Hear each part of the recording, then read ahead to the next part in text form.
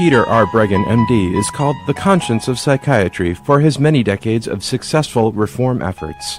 His scientific and educational work provide the foundation for modern criticism of drugs and ECT and lead the way in promoting more caring and effective therapies. His books include Talking Back to Prozac, Toxic Psychiatry, Medication Madness, Psychiatric Drug Withdrawal, and now, Guilt, Shame, and Anxiety, Understanding and Overcoming Negative Emotions. Welcome to the Dr. Peter Breggin Hour. Hello, my wonderful audience. I'm sitting here in my home office looking at out the great big window with a little bit snow on the ground here in Ithaca, New York. Wish you were here, watching the birds flit back and forth in front of this great piece of glass I had put in. And it's a wonderful sight today. Saw a pileated woodpecker today. You know, they're black and white and red all over. I think there was a joke like that at one point. They've got a great big red cockade on top of their heads, a huge bill. They sound when they hammer trees like a person hammering a tree. Visited with us for a while eating suet. Anyhow, I just wanted to tell you a little something about what makes my day when I'm not talking with you. So glad to have you there. And a lot to tell you about, but let me check and see. Kim, are you there? I'm here. Oh, you sound really, really good. We're going to have a wonderful show today. Someone that you've heard before, Kim Witzak, and she's a great human being, and you're going to love her if you haven't loved her already.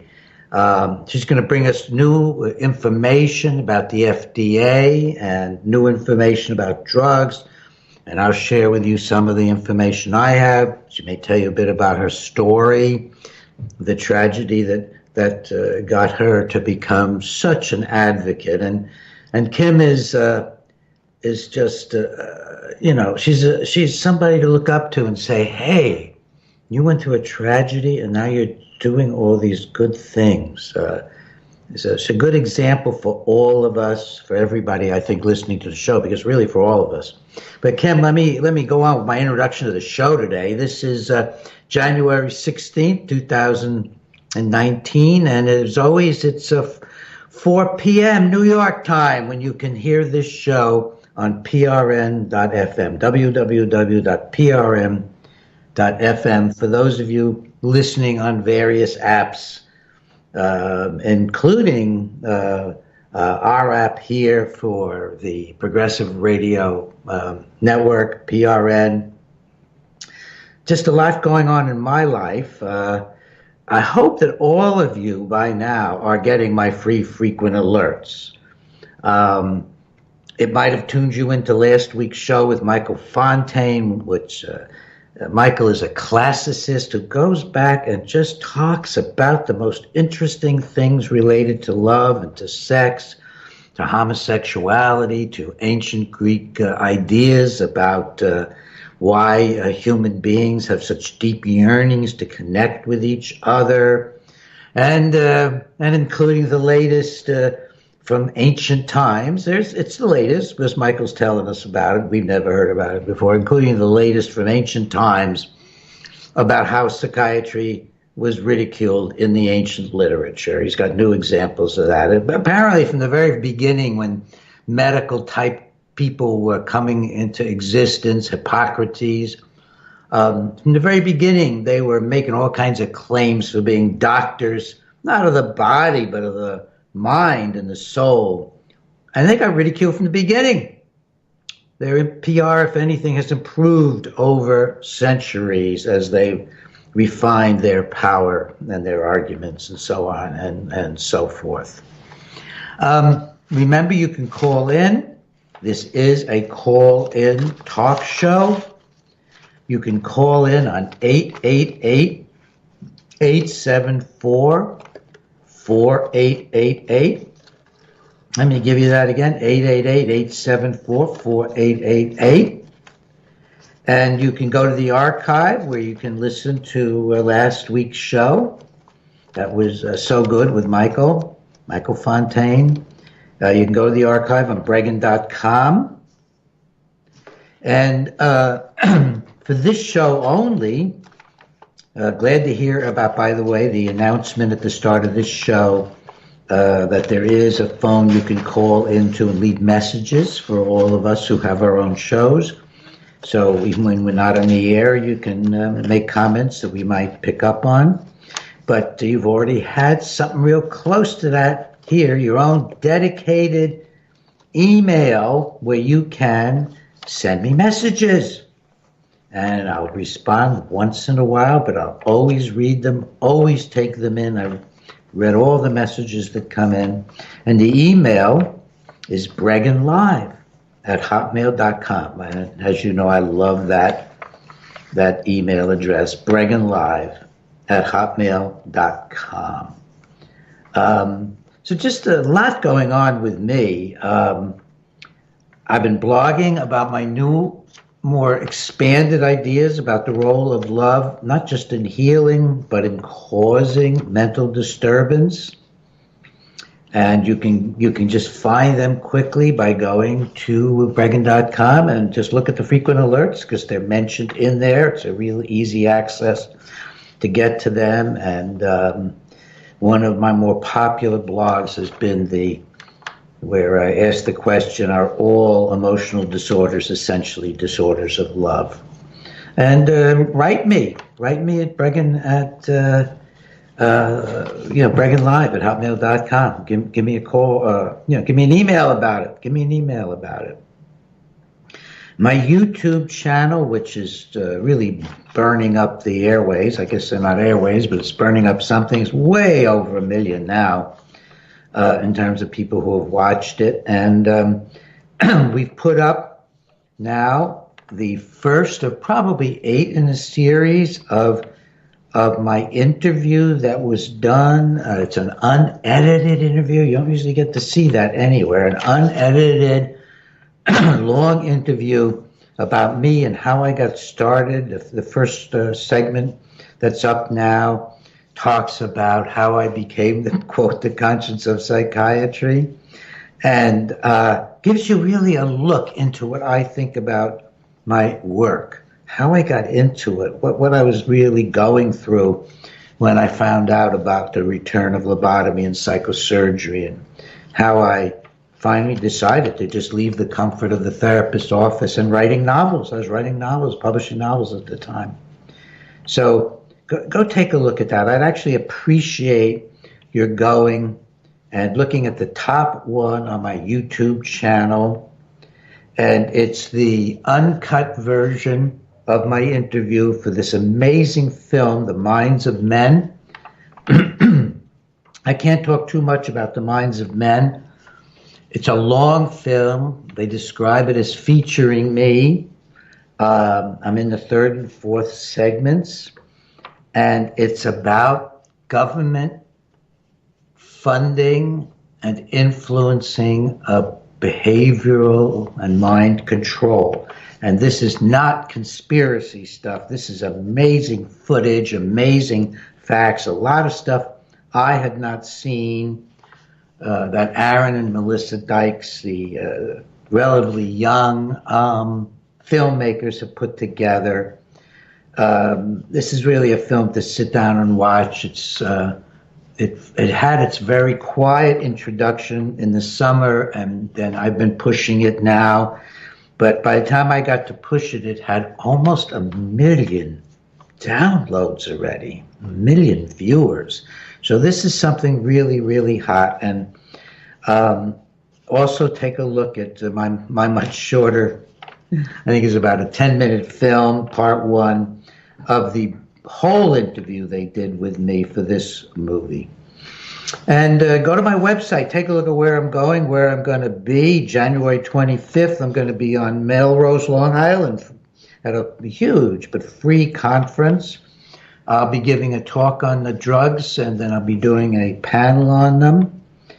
And check it out. You want to join me on March 9th in Denmark. You'll find that up on the website under Where Am I Going? What Am I Doing? So there's a lot of interesting things going on in my work and my life, and I hope in your work and your lives too. And I think that's about what I wanted to cover today, a little more than usual. Don't forget, my assistant Ian worked so hard on this, and I participate in Ginger. Don't forget to check out the daily breaking news. I mean, we have daily things happening on this website. It's moving all the time. This is not your grandfather's website. Remember they used to say that about the car that they said that about? Somebody will write in and tell me. Oh, the Buick. This is not your grandfather's Buick or your grandmother's Buick. Well, this isn't even though I'm old enough to be your grandfather, probably, this is not your grandfather's website. It's really buzzing. Okay. Wow. Kim Witzak. I'll spell her last name for you. W-I-T-Z. Nope. W-I. I have it in big letters. I'm telling you, I got them very big letters. Kim Witzak. W-I-T-C-Z-A-K. Kim earns her living as an advertising and marketing person. She's been doing that for 25 years. And then she had a tragedy in her life with the death of her husband, Woody, in 2003. And she created a co-founder of Woody Matters, which is a nonprofit organization, and it pushes for drug safety, for improving the drug safety system. She has become really quite an activist. I mean, she's been to D.C., she says, 50 times or more, and I'm sure she has when you hear her speak. And she's done TV and radio, continues to do it, testifies before Congress. She's just someone to admire, someone to be grateful for. And this part I just don't understand unless it's God's hand. Adam Smith said, the world doesn't work unless you have more than just people competing. You got to have good moral presence in the world, and that's Kim. By some hand or another, she became the consumer representative on the FDA's Psychopharmacological Advisory Committee, on the big committee that deals with Zoloft, the drug that destroyed her husband's life. And she's on that FDA committee, the one I testified before. She's on that committee. It's astonishing. She's got lots of new information for us. Hi, Kim. Would you talk Peter? for a few minutes? I'm out of breath. Well, good afternoon. I'm actually calling from, as I'm listening to you talk about Ithaca, I'm actually sitting in Minneapolis, where we do not, believe it or not, have any snow, which is a little frightening for Minnesota. So, anyways, but I'm not complaining. I actually like it. We got all your snow. Don't be worried. We got all your snow. We've had snow since before Thanksgiving. It's been quite you guys very can keep snowy. it. Way before Thanksgiving, we had snow flurries and then snowfalls. Oh, you can keep it. I know it's good for us, but good for our environment.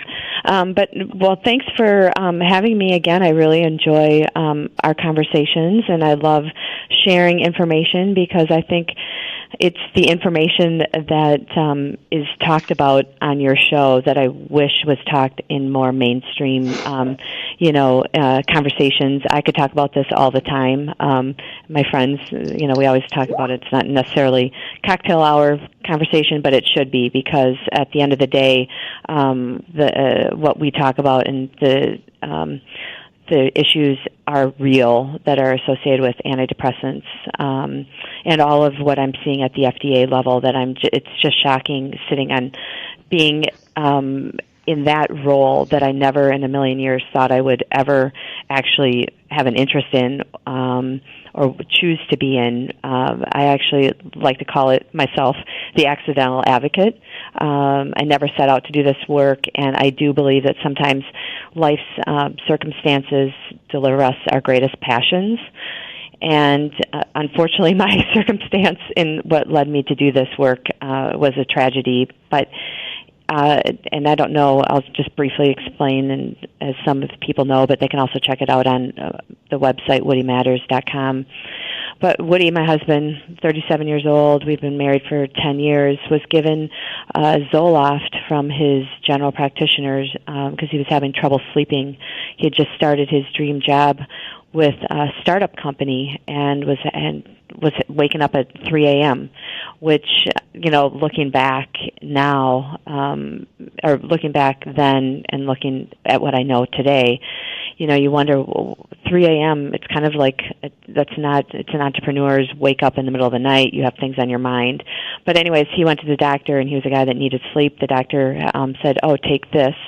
And Woody just trusted his doctor, and the doctors have saved his knees. They've, fixed his, when he got stitches. So he, just believed and did what most people do, which is trust that the drug that they're giving you is going to do more, it will have more benefit than harm. And to be honest with you, I don't even know if harms were ever even discussed. But 5 weeks later, Woody went home with a sample pack, 3-week sample pack of Zoloft, where it doubled the dose. And he was on the drug a total of 5 weeks, and he hung himself from the rafters of our garage. Here was a guy that had no history of depression, no history of mental health, mental illness. And so literally the day that this happened, I just intuitively, even though there were no warnings for suicide back in 2003, I knew that it was something to do with the drug, especially when the coroner said it might have had something to do with, they wanted to know what drug he was on, it was the only thing, and that it might have had something to do with his death. So that was clue number one. Clue number two was the front page of our newspaper, the Minneapolis Star-Tribune, had an article that said the UK finds link between antidepressants and suicide in teens. So really, from the night that it happened, it put me on it catapulted myself and my brother-in-law, Eric Swan, into starting to do this work and getting out to D.C. and then investigating it, and eventually had a lawsuit against Pfizer. And it was always about getting the information that the drug companies have known. One thing that a lot of people don't realize, and it's shocking to me, the only way a lot of these documents, and I'm going to send you some of them, Peter, that come out that show the company's behavior can only come out through lawsuits. And the FDA has no ability to get the documents. The government doesn't. So unfortunately, there has to be people like Woody, and there are, so many people that this has happened to. But anyway, so that really, once you start seeing documents and that there were no warnings and your husband's dead, I felt like I had to do something because it was too late for our family. But if just one family learned, and unfortunately, I keep getting to this day, and it's been 15 years, I'm still getting calls and information because I think people are just don't understand.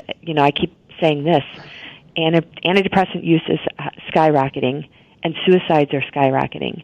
Is somebody not seeing the correlation? Wow.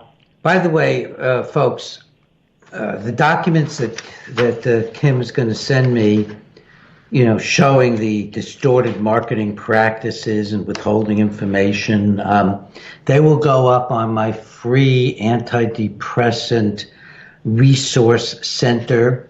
And it's easy to remember. You can go directly to it. If you don't want to go to my website, Breggin.com, you can go directly to it at 123antidepressants.com, www.123antidepressants.com. Tell us a little more about those documents, actually, now that I'm emphasizing them. Sure. Well, one, there's several, but one of the ones that's one of my favorite is somebody had, it was from the UK, it was from the Australian government writing into Pfizer, and they talked about patients on 50 milligrams feeling like they stood outside their bodies looking in.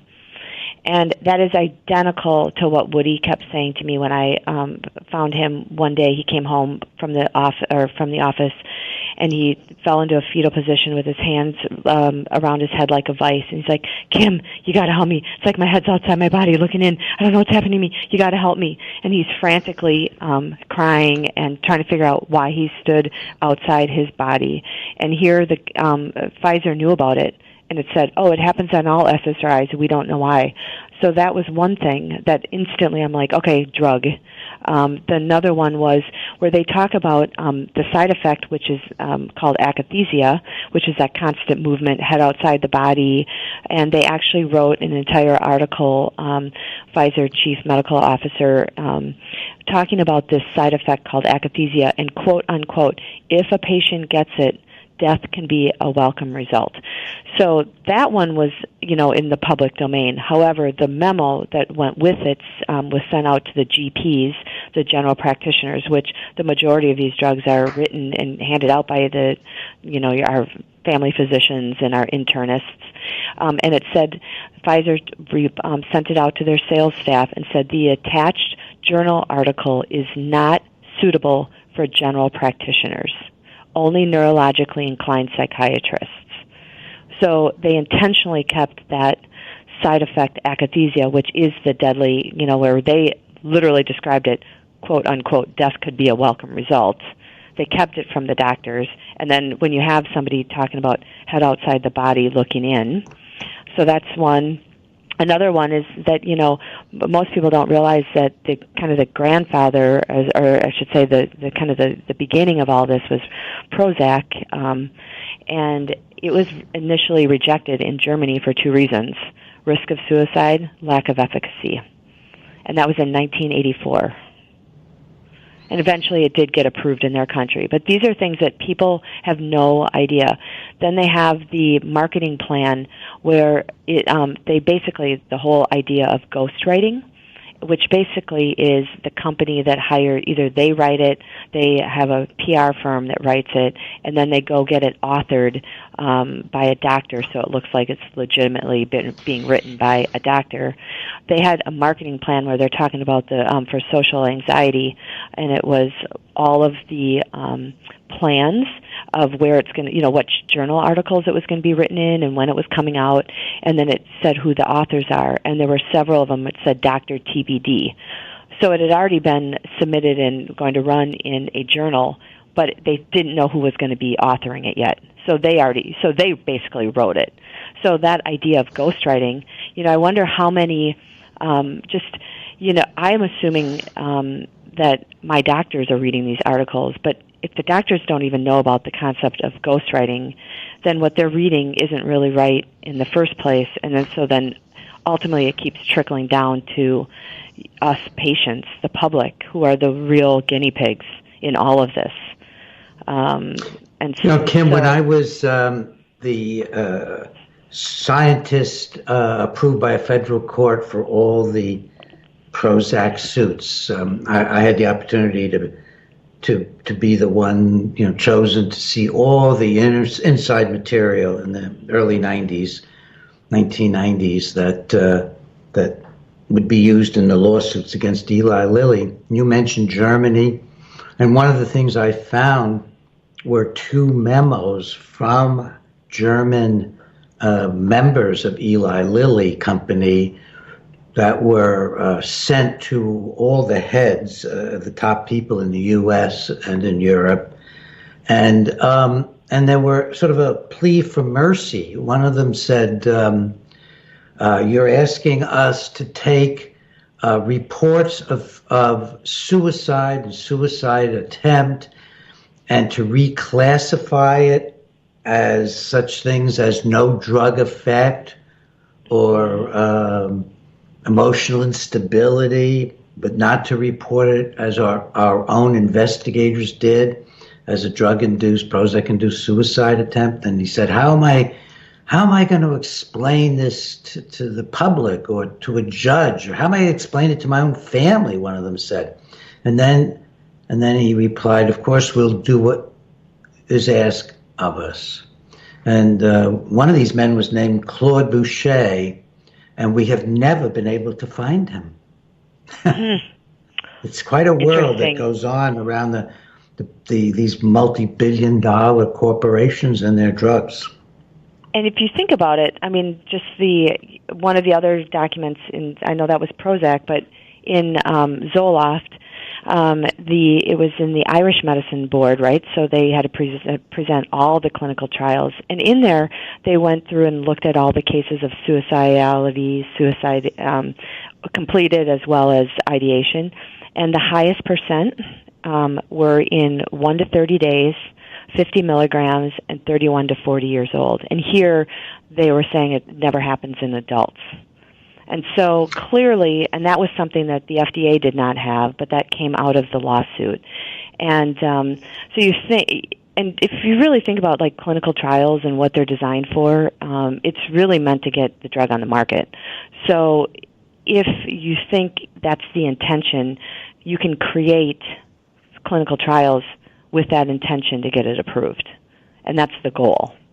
Oh, that's the whole goal. It's not science, it's marketing. The clinical trials are marketing. Mm-hmm. It's really odd, the emphasis on the clinical trials are the gold standard. Well, if they were done by God, maybe, but when they're done by drug companies with the oversight of the FDA, they're marketing tools. Every step of the way. They keep them short, 4 to 6 weeks, because they know the longer that they run, the more patients will drop out, the more adverse effects there will be, the more obvious that they're doing more harm than good. The FDA keeps them short. I found an amazing memo by Paul Lieber. This is interesting for me, folks. I haven't thought about a lot of this in a while, just sort of coming to mind, where he lamented approving Zoloft because at the time it had been turned down by some European corporations. And he said, since when do we approve things that aren't approved in Europe? We were supposed to be the toughest. We're not anymore. And he lamented this, and he said, we have to approve it because it meets the statistical standard, but we don't see it as being effective. This was from memory, this is the substance of this. And then Zoloft goes on to be, one of the most important of these drugs, one of the most remunerative and regularly used. And you and I were talking about recent realization on my part that Zoloft for depression in children was actually rejected. It's not just that Pfizer didn't apply. They actually applied to get Zoloft approved for children for depression, which is a big market, and it was actually rejected. And then at the same time it was rejected, there was some major changes in the full prescribing information. And one of them was that it was noted in the full prescribing information starting just about a year ago that it had been rejected as not meeting the standards of safety and effectiveness. And then in 2 places, one in the full prescribing information and one in the medication guide, it says that the drug was found to cause aggression in children. So that's probably the hookup as to why they rejected it, because they were finding that it caused quite often aggression in children, much more than in placebo. So nobody pays attention to this. Right now, in some of the communities surrounding Ithaca, Zoloft seems to be the drug of choice for children. Mm-hmm. Well, I think it's interesting. When we were discussing that you didn't know, and you're very involved in this. I've been very involved in this, and all that I didn't understand, or didn't learn about that aggressive behavior. But I'm not surprised because there is some of, and just in general, there's articles that have talked about, they have a prosecutor manual that Pfizer helped create for Zoloft. So aggression, impulsive behavior has been there. And then knowing, I think a lot of times people, the assumption is that, Zoloft's well tolerated, it's easy, it's the most mild of them all. But yet so that we don't ever hear about some of those things that get changed, or, and if our doctors, every now are they reading it? I don't know. I mean, Does the They FDA don't know. announce You it? and I don't know, and Yeah, that's what I we mean. really They devote a don't, good and portion we of our know lives. it. We can't keep up Right. with all this stuff. Right. And so I think it's interesting because you were just saying something that both I was just recently, and I was very happy to see, because a lot of times, like I said, or you introduced, I've been in marketing and advertising and PR my entire career, and one of the things we always hear in the media is like, once, everybody's always wants the big story, what's going to be, and once somebody has it or it's been done before, they don't really want to talk about it, and we know that in like marketing and advertising communication, you have to at least have an ad or something run multiple times so that the viewer understands what it is you're trying to sell. So when I think about that, one of the things that's always bothered me is that the media is like, oh, well, everybody knows that these antidepressants have suicide warnings, and for kids. And I'm like, no, I don't necessarily agree, because like if you, I mean, of course, somebody like myself, and you've been involved in it way back in the 90s and whatnot, but we did a lot of work in 2003, 2004 through the warnings of young adults to 2006. But if you were a young kid, or you wasn't part of your life, but now you're a parent, and now you go to the doctors and they're like, oh, take Zoloft, you don't even know that these drugs ever had an issue, because you weren't part of those, the media, and it wasn't part of your life back in 2004. Just like the people who worked on it in 91 when the FDA had hearings when it was just Prozac and suicide and violence, and they did nothing with it. I didn't know about that when Woody died. So I'm constantly telling the media we have to do stories about this and remind people of the dangers. And I was very happy to see, and the ABC out of Washington, D.C. did a big story last week about the Zoloft, because there's a lot of hangings with Zoloft for some reason too, but Zoloft is still being given to kids for everything. And I think it's that idea that, to even go back and revisit to what we're talking about here, that it was never even approved for kids. It was rejected. And so parents don't even know that. They just, again, assume. And so I think it's really important that we never forget about history and to go back and really look at what's happening. Because even when you're talking about clinical trials and the gold standard, and everybody thinks that we have the best in the world and all of that, that's kind of the narrative that's been put out there. But what people don't realize, including our doctors, is how there's all these new fast-tracking and breakthrough therapy designations that some of it has been put in by Congress.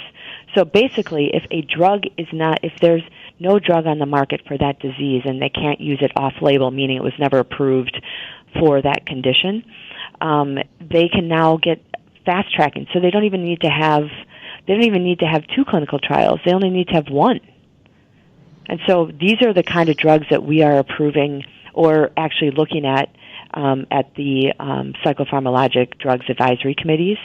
And the latest ones last go around, and I think it's going to be interesting to kind of watch it going forward, but is this notion of treatment-resistant depression. So, the narrative that the current antidepressants, people have been on them for years and they're still having issues, or the depression still exists, or their issues still exist. Well, now they want to come out with new drugs that either, are fast-tracking it, or like a postpartum depression drug, because there's nothing on the market and it was going to be an infusion. Well, this was the drug that just happened in November, and it got approved by the advisory committee 17-1, and you can imagine I was the one vote no, and it was really hard to hold my ground and not be intimidated. Go ahead. Oh, I like it. Well, it's very hard. The clapping machine is really me. Go ahead. Yeah, well, I mean, it's it's a really hard place to be, because you can see people are suffering, but if you're seeing the games and the marketing and the data isn't there, and then this idea, so the other thing that's happening in a lot of these approvals, and I believe that doctors need to go and understand how the FDA works, because if you don't know how the FDA works and you don't learn about it in med school and you don't learn about it, you don't have critical thinking skills, so you just assume everything, right? So, and I think that's done by design, but I think everybody should come and watch one of these hearings. And now that with technology, they're televised. But like on this one, everybody comes back on this advisory committee, and it's this was a combined advisory between the Psychopharmacologic Drugs Advisory Committee as well as the risk management. So, whenever there's risky drugs. And it was a two committee, and it, like I said, it was 17-1. But the new way that these drugs are getting approved, everybody goes around and after they vote yes or no, and then they say, well, if we don't have, we got to make sure that we have strong REMS, which is risk mitigation strategies, risk elimination strategies. It's basically something that Congress put back in play as part of the PDUFA, which is the must-pass legislation, which basically the FDA gets funded by the drug companies and device companies. But it's a must-pass legislation that happens every 5 years. But it was something that was put in place. So anyways, the advisory committee is all saying, well, we're going to have to make sure that that these these REMS programs are implemented by the drug companies, which means that the FDA has to, be watching and monitoring it with them. And I remember thinking, I cannot in good conscience assume that the FDA and the drug companies are going to watch once this drug goes on the market. So I can't vote that I'm going to approve it yes now in hopes that you're going to make sure that these strategies like, oh, you can't deliver it here or it must be taken in this kind of environment and all of those things that, yes, in an ideal world may work, may not, I don't know, but I can't in good conscience assume that we are going to use that as our new blanket way drugs are going to get approved, relying on the FDA and the drug companies to do the right thing. You cannot rely on the FDA or the drug companies to do anything but the wrong thing, the way and so, our culture and their culture is evolving now. It's quite astonishing. Folks, let me remind you, you're listening to Kim Witzak, Witzak,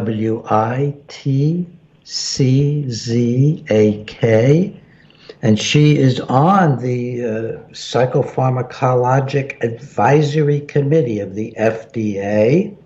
I think she got there, when I'm through commenting here, I think I'll ask her, how did you really get there, if she knows? Remember, you can call in, you can ask me or Kim anything you like, and call in soon so we can get you on the show before we end. And it's 888-874-4888. Again, 888-874-4888. This is a very good opportunity to ask about questions about drugs that many of you have often called in about. You've got two folks here that have me and Kim, who have each of us a unique awareness of differing and sometimes the same aspects of the problem of psychiatric drugs in America, which is becoming, and the world, which is becoming increasingly just a dreadful situation. Kim, are you seeing signs, as I am, that the public is becoming more aware while the government is becoming a more locked down to support the drugs in the face of public skepticism? Yeah, I think it's really interesting I kind of feel like the public is, I think there's starting to be an awareness. I think there's still pretty strong feelings on both sides of the issue. But I think in terms of the government and the drug companies, that's their business. They're going to keep coming things out with new products. And then the FDA, they should be watching out for it, and yet things are getting approved faster. But I think I always go, let's go upstream, right? I got contacted by somebody who saw this news story that ran last week in D.C., and it was her husband who was given he owns his own company, and he had four, like, he was waiting for these big checks to come in, and he was like really anxious about these checks so he could pay his employees and pay his bills. And so he wasn't sleeping, goes, feeling nauseous, goes to his doctor, somebody new because of insurance change, gets put on literally a combination of 4 different psych drugs. And I think there are people that are just desperate too, but we have to think, does that even make sense? So I really if we could start to get people to actually just ask the question, is that I think about the drugs that he was given. He got 2 different antidepressants, a sleep med and an anxiety med. That doesn't, at the end of the day, bring those, those checks in, right? And so that is the tools, and I think the government and our healthcare system and the FDA, everything, the tools that we're giving people that are the quick tools, and then aided by the drug commercials that are out there, are that it's a quick fix, right? Those are the tools. But at the end of the day, we need to give people bigger tools that are actually going to be life skills, that are going to be ways that we can deal with some of these stresses that are coming in to our lives. But I do think people are starting to become aware, or at least they're questioning if something happens. But I think there's still quite a few people, like this woman I was just mentioning, that never thought about it until it was too late. And I think that's both of our goals in life too, is people should never have to learn after the fact something that somebody else knew about. Yeah. And it's too late for their family. Well, it's just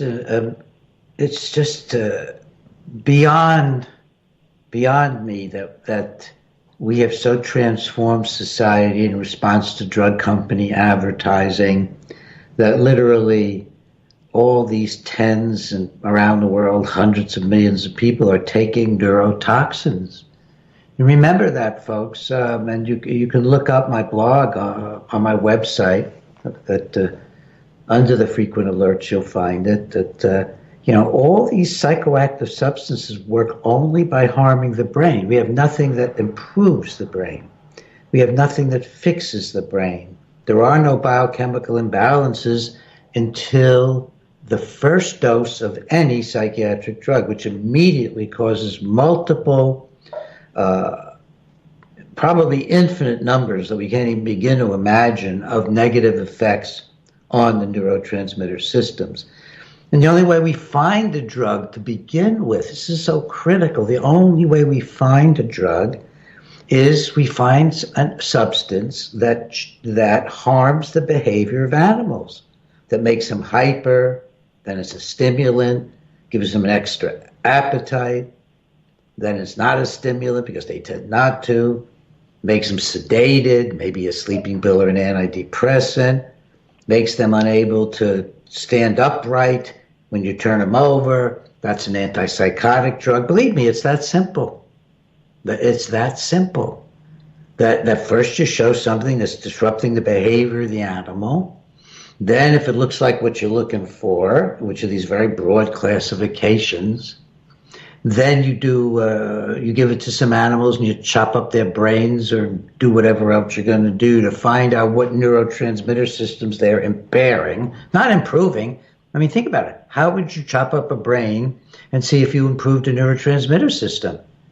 I mean, if you chopped up the brain and found there was more serotonin in it, by the way, which they said they could do, but they can't. That's not how it is. You can't measure any increase in serotonin from these drugs. But if you could do something like that, that wouldn't show that was an improvement. That would be an abnormality. It would be more than by nature the normal animal was producing. So the only thing we know how to do is very critical to remember, because it's kind of a little hard to believe, and it's a little so simple. It's hard to believe you never thought of it, or that they don't just see what they're doing. We find chemicals which disrupt animal behavior and then locate, because the FDA actually requires it, the neurotransmitter systems that it's causing dysfunctions in. Then we make believe that we're improving the functions in human beings with biochemical imbalances. when there's absolutely no truth to it at all. So it's just a bizarre and crazy system we are in. I wanted to ask my audience, my wonderful, wonderful audience out there, write into me at, my email site, bregginlive@hotmail.com. Let me know whether you enjoy. There are two kinds of shows I put on. One of these shows is just epitomized here, where you get a ton of otherwise unavailable information on the harm being done by psychiatric drugs or electroshock or lobotomy, if we happen to be talking about those things.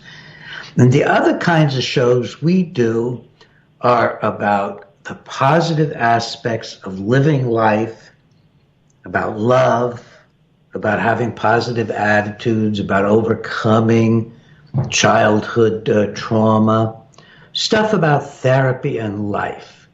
And these are two very different kinds of things for many people. Some people are interested in one, some the other. So just a few of you, let me know what is, what's your preference? What do you want to listen to? It's very hard for me to tell by any of the data that I'm able to get. We get about the same numbers of folks looking at both of these issues as best as we can tell. But I suspect that at times a person might tune in for one and wish they had it. So give me some feedback on what your general impression is, what your friends' impressions are. And I want to take one call in a minute, but I want to come back to something that Kim brought up, which I hadn't heard about yet, which is this idea of pushing new drugs as rapidly as possible for treatment-resistant depression. I don't know if Kim keeps at all track of electroshock treatment. I mean, who would want to do that? But Kim, that's exactly what the FDA just approved electroshock treatment for treatment-resistant depression. They broke all the rules. They didn't hold new hearings. They didn't allow input. I mean, it was just by fiat. At the very same time that a lawsuit that I was involved in forced one of the Somatics, one of the ECT companies, you can find this on the alerts too, forced one of the ECT companies to admit that ECT causes brain damage. They admitted it. First time we ever had an admission like that, after a judge reacted to my report and said, yeah, you can go ahead and sue this company. Leave it up to a jury. There's enough science here to leave it a jury question about whether this patient got brain damage from ECT. And they settled, and at the same time, they issued this statement, much to our surprise, that they had reported to the FDA that they now believe that their machine should say that ECT can cause brain damage. So the FDA comes in and rescues them within a week or two and says, ECT is now approved by us for treatment-resistant depression. So this is the new big thing. This is the buzzword. This is the marketing tool. This is the shame of the FDA and the federal government, that we're going to be pushing a lot of new treatments because the old ones that we said work so well don't work. In fact, they make people worse. So now what's going to happen is after your drug has made you worse, you're going to get a new, more damaging, that is stronger drug, or you're going to get ECT because the FDA is going to be pushing by approving, as it's now done for ECT, a treatment for treatment-resistant depression, and then they're going to do the same thing with the drugs. And, of course, what is treatment-resistant? The FDA doesn't define it. Could be you went to a therapist who didn't like you, or you didn't like them, or he had a bad day, or she's overwhelmed at home, or whatever, and because that therapist didn't help you, you're treatment-resistant. because you got a neurotoxin called Prozac or Zoloft that damages the brain. Actually, in the long run, these drugs we now know they cause shrinkage of the brain, they cause atrophy. We have studies. So that drug didn't help you. No surprise. You're treatment resistant, so now you get either ECT or one of these new big-time drugs coming through the pike. Oh, Kim, it's kind of too much to summarize and think about, isn't it? It's really... It is. I was going to say, I liked your question that you just asked your listeners, because I think it is a combination of knowing what's happening out there and this treatment resistant, and also when I learned just about the ECT and that approval, which is really part of the device approval at the FDA. I thought drugs were bad enough, but devices are even more of a Wild West. So I'm not surprised that got approved, because it's just based on a predicate that was based on something already on the market, that was based on something on the market. So the FDA came in, and probably at the same time. It was intentional. It was probably right around the same time that warning came out. So that's interesting. But I think it goes to the other thing of, like, what are different and healthier and life skills that, if we're going to say treatment resistant, that means that you have people that if we're not giving them different ways of thinking, and you're 10 years down the road, or I'm still depressed, I've been on these antidepressants for years and nothing seems to be working. Well, it's such an easy way when you've taught people to believe that it's a chemical imbalance, that so it doesn't mean it's something else that's in your body, like you got attacked by a cancer of some sort. That we've kind of created that whole narrative, but yet, so it's an easy place to go in and sell more. But if we really want to do something, that we need to get to the bottom, like, why? Because our bodies were given us to have depressed feelings or anxious, because that's usually your body's way of saying something needs to be paid attention to. Or if there's an old story or trauma from your kids, I think about what we've done, and I don't know if I helped start an organization in Minnesota called Free Arts, and it was working with kids abused, neglected, at risk, and a lot of the kids had been removed from the home and living in group homes and part of the Medicaid system. Every one of those kids that had been removed from the home, they're 8 to 12 years old that I was working with, every one picked up a cup of meds, and I'm like, what?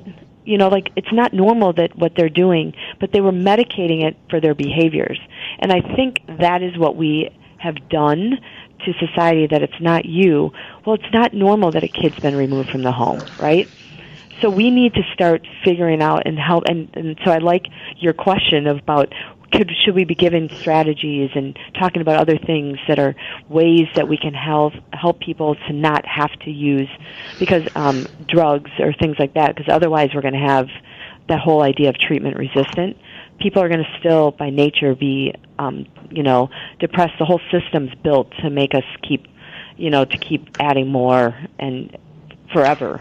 Yeah. We're never well, I think to be on my forever. listeners, I think, know what I think, but of course some of you are new and don't know and haven't read my books. But, healing is about coming off of damaging treatments first. So you want to get off your shock treatment. Some people are actually on it regularly. You want to get off your drugs with good supervision. Find somebody who knows something about coming off medication. Build up your social network. And find the safest way. Get my book, Psychiatric Drug Withdrawal. It will tell you how to build a network, how to find people to help you. And remember always that healing emotional suffering is about having better relationships. Sometimes it starts with a counselor or a therapist, sometimes with a minister, sometimes with a coach, sometimes with a wife or husband, sometimes with a friend.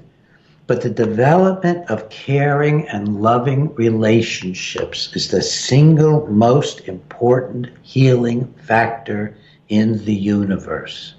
We have to face it. It's about love and caring, which heals us, rebuilds our confidence. And there are just so many ways to go about that. And you want to do it with as clear, as clear a mind as possible. My friend now, Sarah from California, is a perfect person to bring in on this because she's a regular member of our show. Hi, Sarah. Hey, Dr. Breggin. Hi, Kim. Hi, Sarah. Meet Kim, Sarah. Hi. Sarah, pitch in on this. First of all, what do you think people are most interested in on this show? Because that's the question. And second, pitch in on what helps. You're so good at talking to the audience about talking to the folks about what helps.